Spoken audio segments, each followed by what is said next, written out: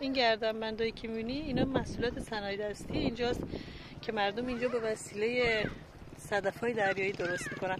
الان میخوام خرید کنم از الهی بخش.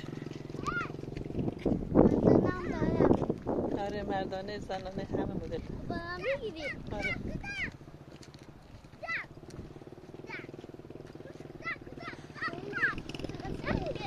آره خیلی قشنگه. فکر نکنم هیچ جای ایران همچین زیبایی داشته باشه. هم قشنگه هم خاصه. نگاه کنید قایقا رو ببینید.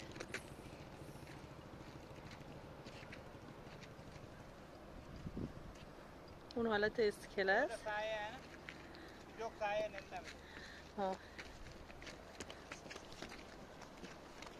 اون حالت اسکله است. نگاه کنید اسکله سنگی درست کردن. قایقا اینجا پهلو گرفتن و وایستادن. اینا همه لنچ و قایقای ماهیگیریه.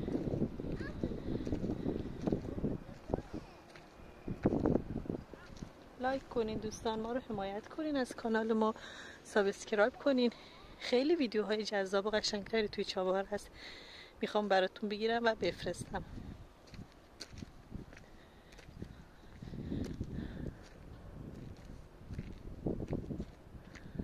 حالا این ویو رو از این زاویه ببینید.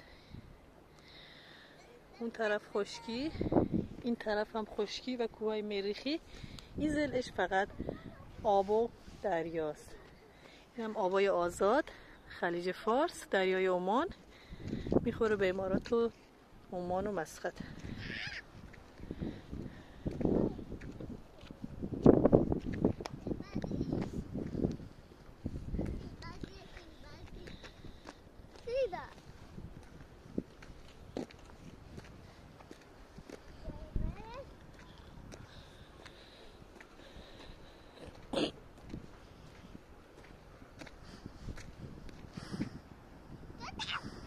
موجا رو دقت کنین دوستان چقدر قشنگن.